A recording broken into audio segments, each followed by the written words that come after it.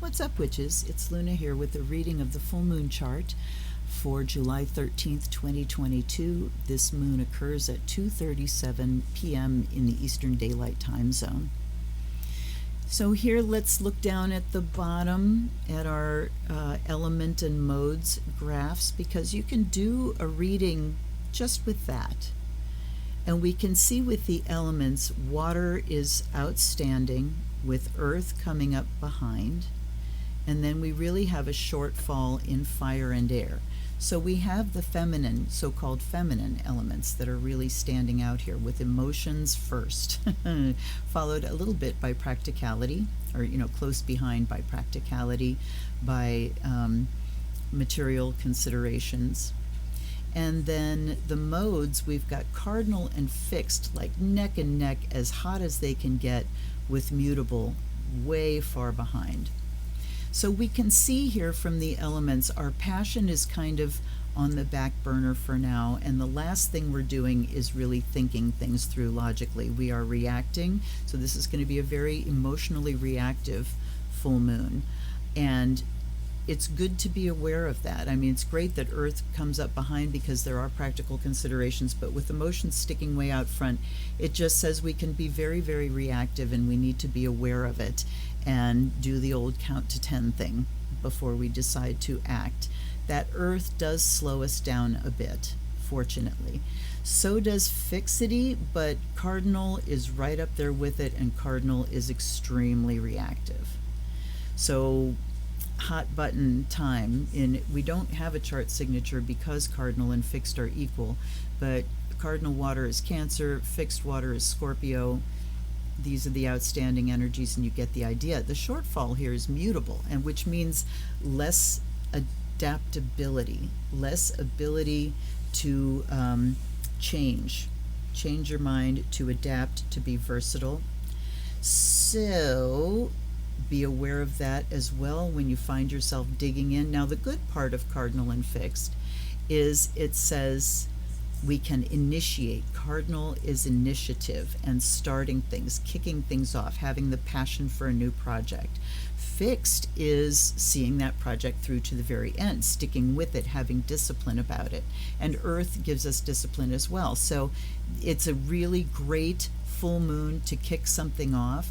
Remember, though, when you kick something off at the full moon, it's best to kick it off in the language of something waning, because as soon as the moon is full, then it starts to wane.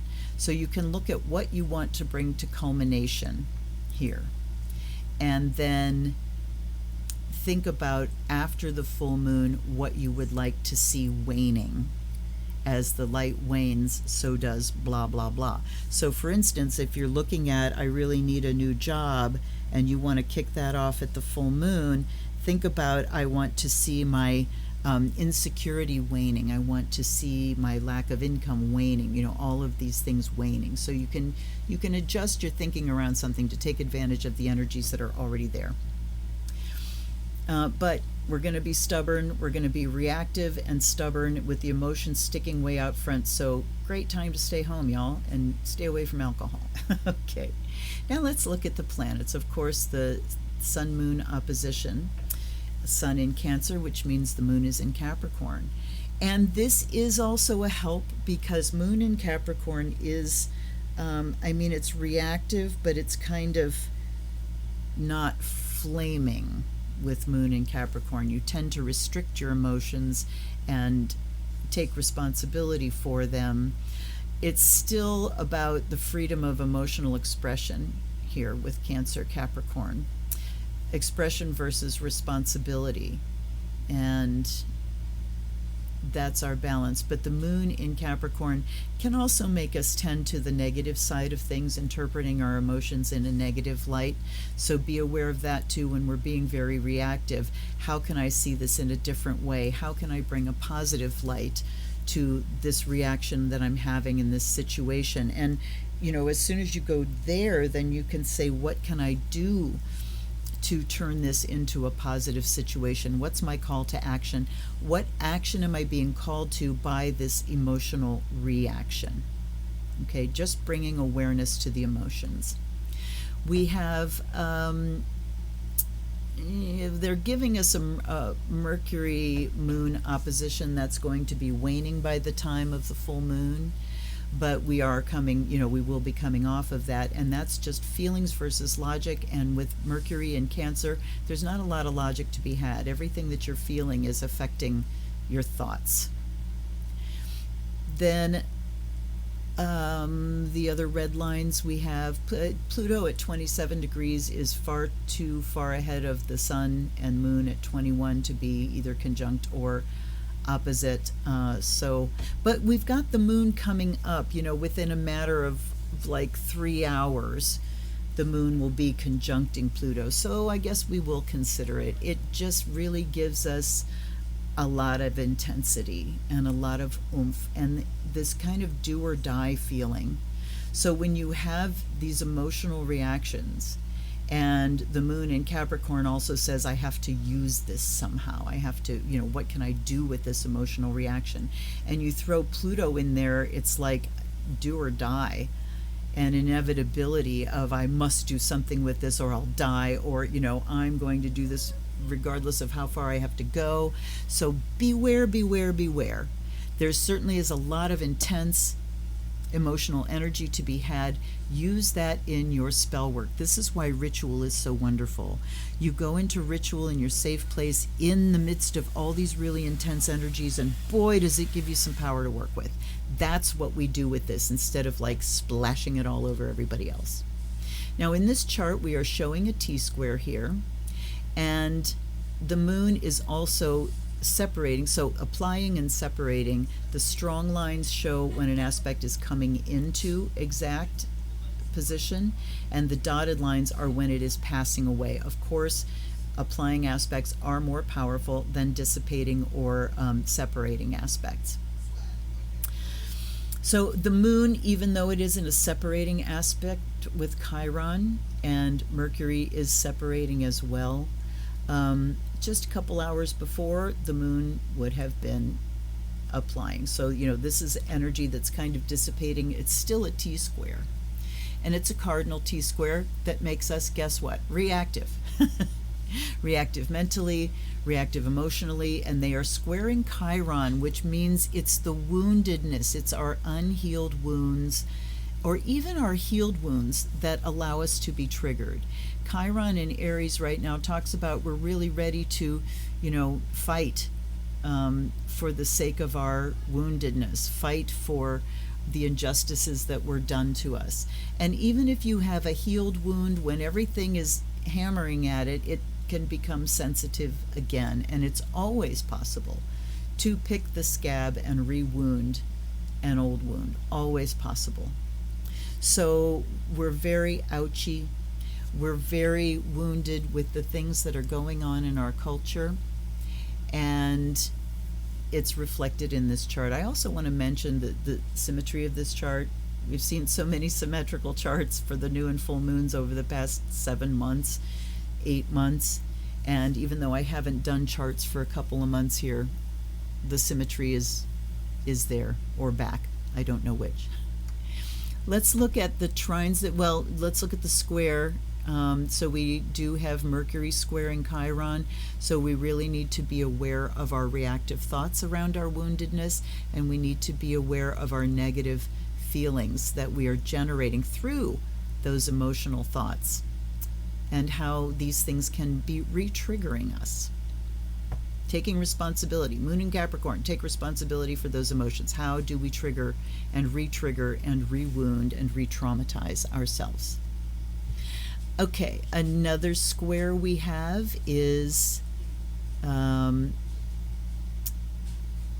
looking to see if they're in aspect. They're saying Saturn and North Node and Saturn squaring Uranus, but they're too slow moving and it's too far apart, so I'm not going to do that. And that's actually a separating aspect. But we have Venus squaring Neptune. This makes it really easy to, or kind of drives us to look for escape through pleasure, through sensual pleasures. Venus is in Gemini, so it means more than one of things. So we might be mixing and mingling some things, maybe some substances that we need to be very careful about. Neptune and Pisces, of course, our sensitivity continues. Squaring Venus just can say too much of a good thing. So be aware. With Venus in Mercury, it does give us the ability to kind of think about what we're doing and find our pleasures. It also says that we can find pleasure in things that give us mental beauty. You know, in looking at art, in watching a show that is wonderful and beautiful and captures your mind, and that's the kind of escape that really will benefit us under this square, rather than reaching for, you know, the cake or the alcohol. So yeah, there's that square. Now let's look at the flowing aspects that we have. We have the moon trining the north node, and it is separating, and it has already separated from trining Uranus, but it's like we can bring things that are new and different, exciting experiences, just changing up our look, innovating, updating something on a practical level can help us emotionally. And North Node says the way ahead is through practical means in Taurus. So that innovating on a practical level is emotionally,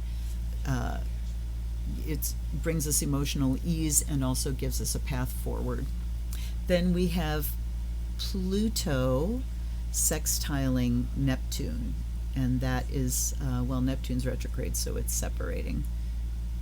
And Pluto's retrograde too. It's still separating. What the heck are you talking about? Anyway, the dissolver and the transformer bringing opportunities. So whatever it's time to dissolve or whatever needs transformed and, you know, brought through the death and rebirth cycle, we can bring our psychic ability to that. We can engage our spirit helpers on that front.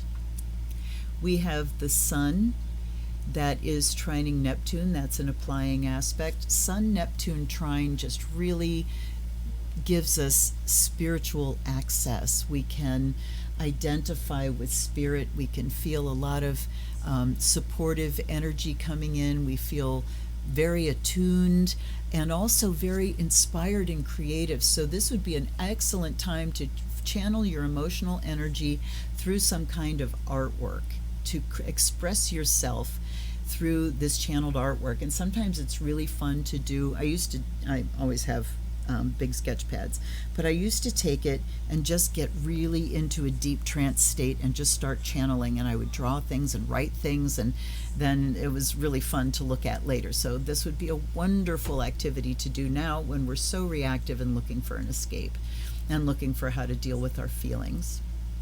We also have Mercury sextiling Uranus, and that's a wonderful way to it's brilliance and insight and strong intuition based in practicality and also based in our emotional, how we think about our emotions.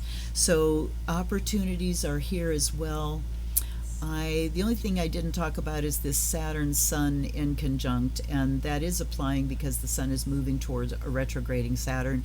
That just means adjustment between us expressing our emotional energy and the responsibility that we need to take to bring things into the present, bring our traditions into the present, the now, and make sure that they function for us.